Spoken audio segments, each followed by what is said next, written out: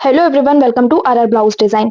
आज की वीडियो में हम एम्ब्रॉयडरी ब्लाउज की कटिंग और स्टिचिंग देखने वाले हैं। ये ब्लाउज आजकल बहुत ट्रेंड में है, तो इनकी कटिंग और स्टिचिंग मैं आप लोगों के साथ शेयर करूंगी, क्योंकि जब भी इस तरह का बना हुआ ब्लाउज निकलता है तो हम उसमें किसी भी तरह की डिजाइन डालकर उसे और यूनिक स्टाइल दे सकते हैं। तो आज की वीडियो में हम इसकी कटिंग और स्टिचिंग देखेंगे। अगर आपके पास भी इसी तरह का कोई ब्लाउज आया होगा तो आप इस डिजाइन को जरूर ट्राई कीजिएगा। इस डिजाइन को बनाने के लिए सबसे पहले आपको ब्लाउज का जो बैक पार्ट रहेगा ना, उसको कट कर लेना है।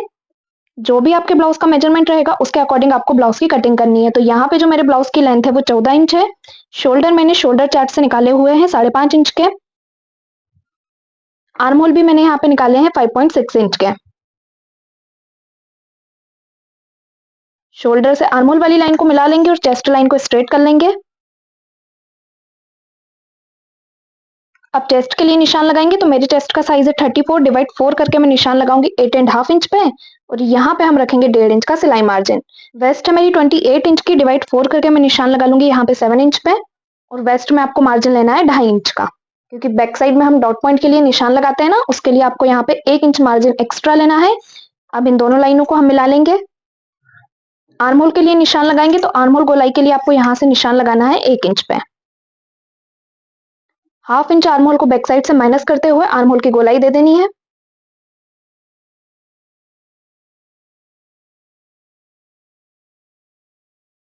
नेक के लिए आपको मार्किंग नहीं करनी है, ना ही डॉट पॉइंट के लिए निशान लगाना है, क्योंकि डॉट पॉइंट हम हमारे नेक के अकॉर्डिंग यहाँ पे स्टिच करेंगे कि हमारा नेक कितना फैल रहा है, उसके अकॉर्डिंग फिर हम डॉट पॉइंट के लिए निशान लगा लेंगे। अब इसको हम कट कर लेंगे। बैक पार्ट को कट करने के बाद इसको आपको मेन फैब्रिक पे कट कर लेना है। जब आप मेन फैब्रिक को डबल फोल्ड करके जमाओगे ना, तो आपको देख लेना है कि जो आपकी एम्ब्रॉयडरी है वो एकदम बराबर आनी चाहिए। अब हम लाइनिंग वाली फैब्रिक को इसके ऊपर जमाएंगे और कट कर लेंगे। यहाँ पे जो नेक है ना, वहां तक आपको रख लेना है लाइनिंग वाले फैब्रिक को।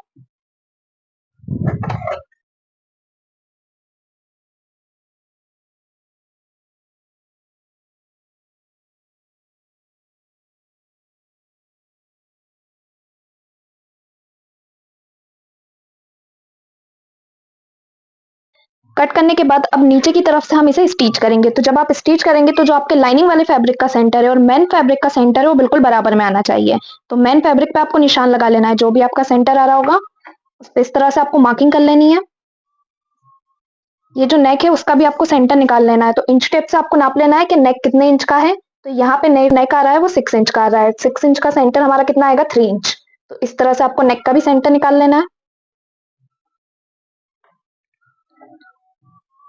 ये तो हो गया मेन फैब्रिक का सेंटर।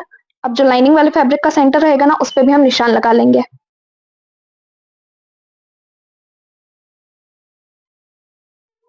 सेंटर के ऊपर सेंटर को जमा लेना है।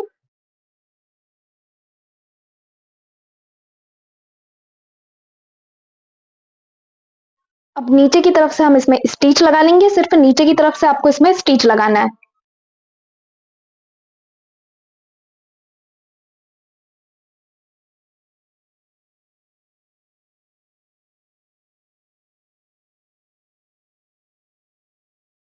नीचे की तरफ से इसमें हमने स्टिच लगा लिया।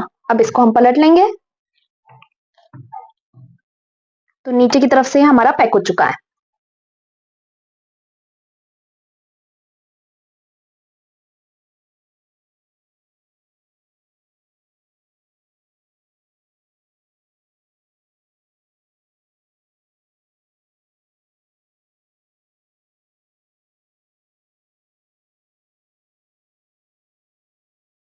नीचे की तरफ पूरी फिनिशिंग के साथ आपको धारी स्टिच लगा लेनी है। अब इसको हम पलट लेंगे और पूरे पार्ट को आपको पैक कर लेना है। बस ध्यान रखना है कि जो आपने सेंटर निकाला हुआ है ना, वो आपको अलग ही यहाँ पे दिख जाएगा। दोनों सेंटर आपको वापस से बराबर पे रख लेना है। अब इसको हम पैक कर लेंगे।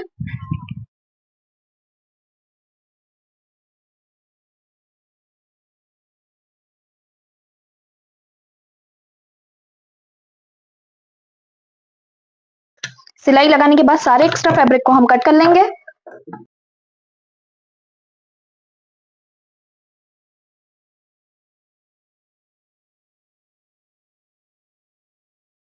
देखिए यहाँ पे हमने पूरे पार्ट को सिलाई लगा के पैक कर लिया है। अब हम बनाएंगे हमारी डिजाइन।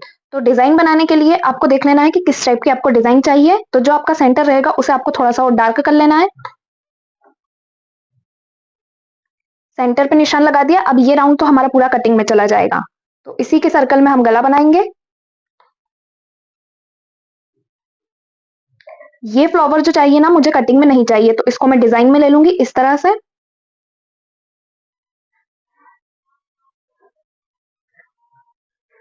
अब यहाँ पे भी हम डिजाइन बना लेंगे।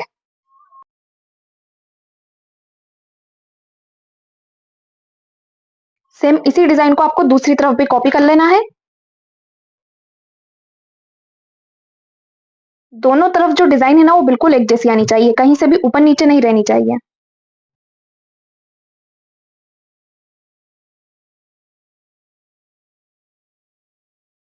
तो देखिए यहाँ पे मैंने अपनी डिजाइन को बना लिया है। अब इसे हम पहले कट नहीं करेंगे, सबसे पहले आपको क्या करना है, इस डिजाइन के ऊपर सिलाई लगा लेनी है।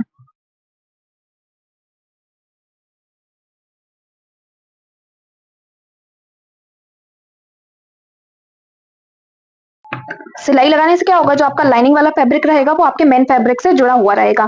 सेम ऐसे ही इस वाले नेक पे भी आपको सिलाई लगा लेनी है, क्योंकि इसे हम कट करेंगे।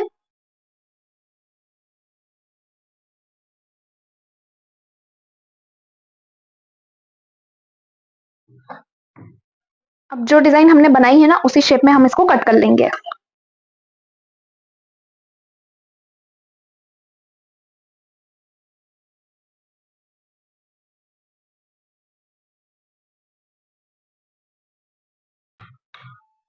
तो यहाँ पे दोनों डिजाइन हमारी अलग अलग हो चुकी है।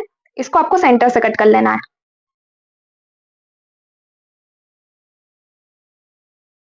डिजाइन को हमने कट कर लिया है। अब नेक पे अगर आपको पाइपिंग अटैच करनी है तो आप पाइपिंग रेडी कर सकते हैं। मुझे यहाँ पे कैनवास के साथ पाइपिंग चाहिए, ताकि जो हमारा नेक रहे ना वो बॉडी पे जाने के बाद लूज ना रहे। तो यहाँ पे आपको कैनवास पेपर ले लेना है और उसके ऊपर नेक को कट करना है। कैनवास पेपर लेंगे और इसको डबल फोल्ड करके बिछा लेंगे। अब आपको फैब्रिक ले लेना है और इसके ऊपर रख लेना है, और इस पूरी डिजाइन को आपको कैनवास के ऊपर बना लेना है।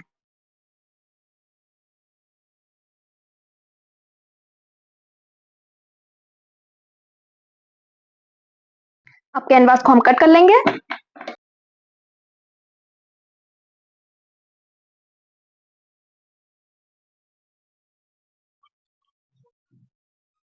कैनवास को कट करने के बाद इसके ऊपर हम फैब्रिक अटैच करेंगे। तो जिस भी कलर की आपको पाइपिंग चाहिए ना उस कलर का आपको फैब्रिक ले लेना है, और उससे ही आपको कैनवास को अटैच करना है। देखिए कैनवास को तो मैंने यहाँ पे सिलाई लगा के अटैच कर लिया है। अब आपको एक्स्ट्रा फैब्रिक को कट कर देना है और एक साइड से फैब्रिक को फोल्ड कर देना है कैनवास के ऊपर।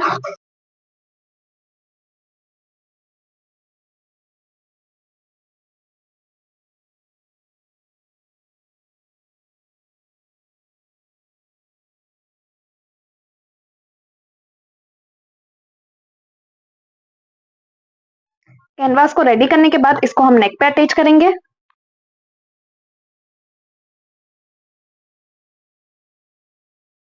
सेंटर से आपको कैनवास को जमाना है इस तरह से। कैनवास यहाँ पे ऊपर की तरफ आपका एक्स्ट्रा जा रहा होगा तो उसको जाने देना है। अब इसको हम स्टिच कर लेंगे।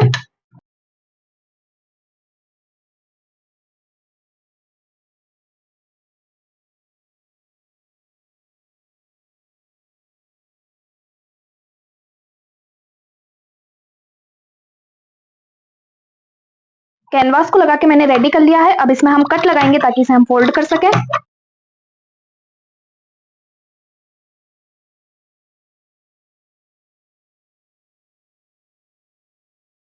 अब इसको हम फोल्ड कर देंगे। तो कैनवास को आपको बाहर की तरफ पाइपिंग जितना निकलने देना है, और बाकी कैनवास को अंदर की तरफ फोल्ड कर देना है।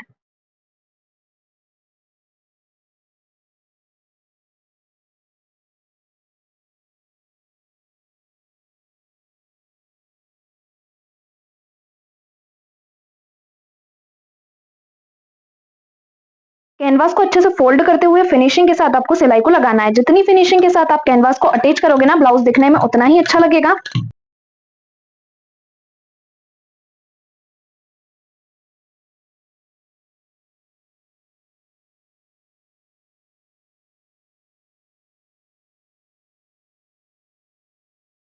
देखिए पूरी फिनिशिंग के साथ कैनवास को मैंने पाइपिंग की तरह लगाकर अटैच कर लिया है। अब हम इसमें लगाएंगे डबल सिलाई, ताकि हमारा कैनवास पलटे ना और अच्छे से पैक हो जाए।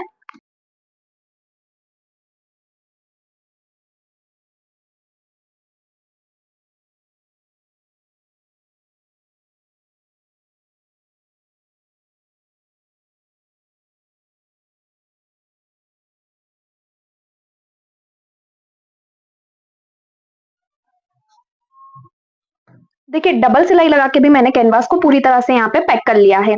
अब जो हमने सेंटर का डिजाइन कट किया था ना, उसे अपने नेक में अटैच करना देखेंगे, तो इसको अभी हम साइड में रख लेते हैं। तो जो डिजाइन हमने कट की थी ना, उसको ले लेंगे और इस पे भी हम पाइपिंग अटैच करेंगे। तो पाइपिंग मैंने यहाँ पे बना के रखी हुई है। ये जो हमारे नेक की साइड वाला एरिया है ना, वहां पे आपको पाइपिंग से इसको पैक कर लेना है।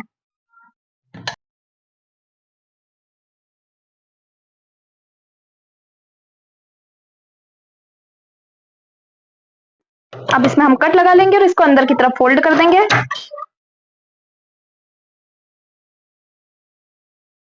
कट लगाने के बाद इसे हम फोल्ड कर देंगे।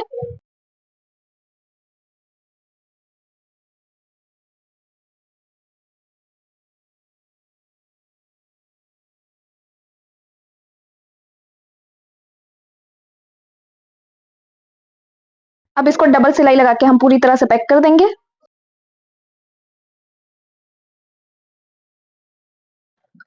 सेम इसी तरह से आपको दूसरे वाले पार्ट पे भी पाइपिंग को लगा लेना है।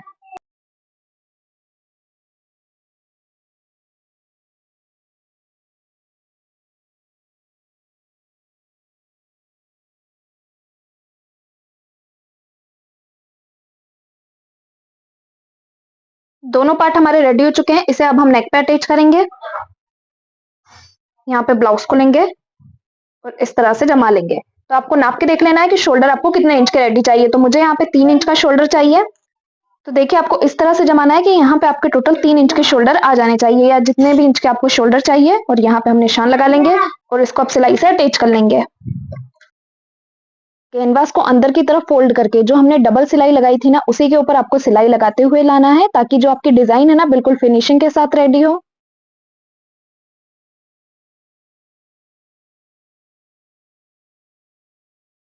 सेम इसी तरह से दूसरे साइड पे भी हम डिजाइन को अटैच करेंगे। शोल्डर को नाप लेंगे यहाँ से 3 इंच तक। और डिजाइन आपकी दोनों साइड पे बिल्कुल बराबर आनी चाहिए, तो इंच टेप से आपको नाप के देख लेना है। तो देखिए यहाँ पे डिजाइन कितने इंच पे रेडी हो रही है मेरी, 5.5 इंच पे। यहाँ पे भी मेरा 5.5 इंच आना चाहिए। तो दोनों तरफ मेरा बिल्कुल सेम आ रहा है। इसको हम अटैच कर लेंगे।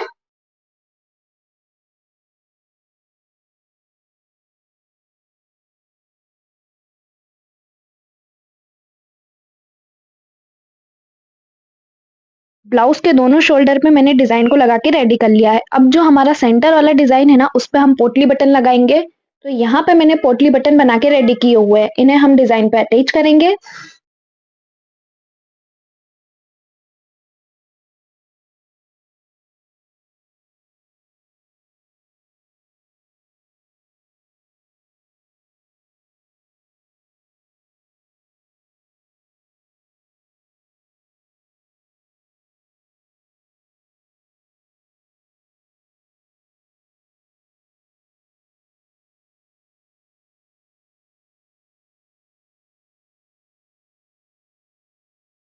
पोटली बटन को हमने यहाँ पे लगा लिया है। अब देख सकते हैं कि डिजाइन जो है हमारा पूरी तरह से कंप्लीट हो चुका है। अब हम हमारे ब्लाउज के लिए लूम्स रेडी करेंगे।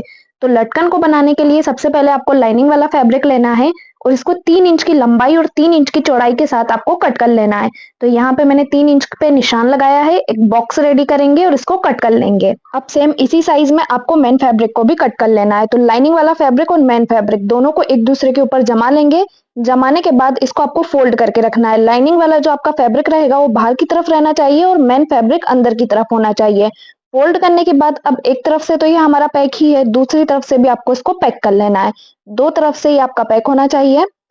अब सिलाई लगाने के बाद हम क्या करेंगे, इसको बाहर की तरफ फोल्ड कर देंगे और जितना एक्स्ट्रा फैब्रिक निकल रहा होगा ना, उसको आपको कट कर देना है। फोल्ड करने के बाद जो इसका कॉर्नर रहेगा ना, उसे आपको बाहर की तरफ अच्छी तरह से निकाल लेना है। कॉर्नर को बाहर निकाल लिया है और डोरी भी मैंने यहाँ पे रेडी करके रखी हुई है। अब जो बाकी का पार्ट है ना, उसे हम अंदर की तरफ फोल्ड करेंगे, देखिए इस तरह से। और जो आसपास के दोनों कॉर्नर रहेंगे ना, उसको आपको मिला लेना है। मिलाने के बाद आप देखेंगे कि जो हमारा लटकन है ना, वो चारों तरफ से पैक हो चुका है। पैक होने के बाद जो हमारा सेंटर वाला एरिया रहेगा ना, उसमें हम रखेंगे लेस और इस तरह से लेस को अटैच कर देंगे। डोरी को भी ले लेंगे और अंदर की तरफ आपको डोरी को अटैच कर देना है। दोनों जो हमारे पार्ट ओपन है ना, उनके बीच में डोरी और लेस को रखते हुए आपको इसको दोनों तरफ से पैक कर देना है। नीचे की तरफ जितनी भी एक्स्ट्रा लेस जा रही होगी उसको आपको कट करके अंदर की तरफ फोल्ड करके इसे भी स्टिच लगा के पैक कर देना है। तो देखिए यहाँ पे पूरी फिनिशिंग के साथ हमारा जो लटकन है वो रेडी हो चुका है। आप चाहें तो नीचे मोती लगा के एक और लटकन रेडी कर सकते हैं। अब हम अपना ब्लाउज लेंगे और उसमें अपने लटकन को अटैच करेंगे। तो इस तरह आप ब्लाउज को यूनिक तरह से डिजाइन कर सकते हैं। डिजाइन पसंद आया तो चैनल को सब्सक्राइब और वीडियो को लाइक शेयर जरूर कीजिएगा।